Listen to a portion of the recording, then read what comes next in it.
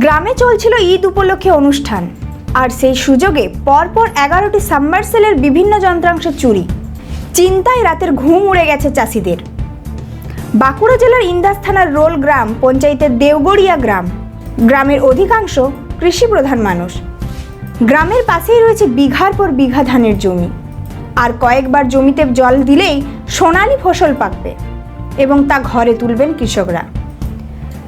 জমিতে পর্যাপ্ত পরিমাণে জলের চাহিদা মেটানোর জন্য দেওগড়িয়া গ্রামে মাঠ জুড়ে বিভিন্ন স্থানে 11টি সাবমার্সেল বসানো ছিল। এই মতো পরিস্থিতিতে ঈদের পরের দিন অর্থাৎ গত রাতে ঈদ উপলক্ষে গ্রামে চলছিল অনুষ্ঠান। গ্রামের মানুষ মেতেছিলেন অনুষ্ঠানে। সেই সুযোগ বুঝে দেওগড়িয়া গ্রামের মাঠে প্রত্যেকটি সাবমার্সেলের বিভিন্ন যন্ত্রাংশ চুরি করে নেয় চোরেরা। কি হয়েছে ঘটনাটা?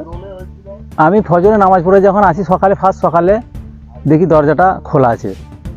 তারপরে দেখুন যে এখানে সমস্ত আমার মিটার, তারপরে কেবল তার সব দেখি সব কাটা আছে, সব নিয়ে নিয়েছে তারগুলো, আর সব ভাঙচুর করে দিয়েছে।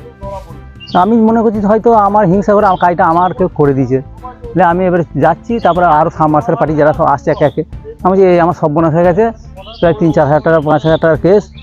মিস্ত্রি থেকে সমস্ত জিনিস কিনতে গেলে তো আমার মনে হিংসা করে করেছে, বুঝলে। কেন যে জিনিসগুলো চুরি হয়েছে সেটা মোটামুটি হয়তো এমন কিছু বেশি টাকা লয়, কিন্তু ওগুলো নতুন করে কিনতে গেলে আবার মিস্ত্রিদের খরচা সেটা অনেক আর কি। সেই জন্য আমি চিন্তা করি যে আমার হয়তো হিংসা করে কাজটা করেছে। তারপর ওরা যখন গেল দেখছি সমস্ত সাবমার্সেল পার্টি যখন একা একা দেখলো, আমাদের মধ্যে কাছে দেখি সবারই একই কেস। হ্যালো, প্রথমেই ধরো আমি সকালে উঠে যে দেখছি, কালকে ধরো যে টাইমে গেছি বন্ধ করে চলে এসেছি, যে আসার পর যে সকালবেলায় যে দেখছি সব 3টে সাবমার্সেলই চাবিগুলো ভাঙা, আর মোটর দেখছি কিছু মোটরটা কিছু করে না, কেবল তারগুলো ছিঁড়ে নিয়েছে, তার মিটারগুলো এখন সব ভেঙে ফেলে দিয়েছে বাদ দিয়ে হাত দিয়ে। দিয়ে তারপর দেখছি এই অবস্থা। কতগুলো সাবমার্সেল? ওটা প্রায় 9-10টা হয়ে যায়, 10টা মতো হয়ে যায় সাবমার্সেল। দিয়েছে আবার মালিককে বললুম এই ব্যাপার, ও আবার ফোন করলো সবাইকে। ফোন করার পর তারপর আমাকে বলে ঠিক আছে ঠিক। একই মাঠের? হ্যাঁ, একই মাঠেরই হয়ে যায় আমাদের, এক লাইনই সব। এখন ধান তো মোটামুটি হয়ে গেছে, ফুলে গেছে। হ্যাঁ, ধান ফুলে গেছে, আর 1-2বার লাগবে।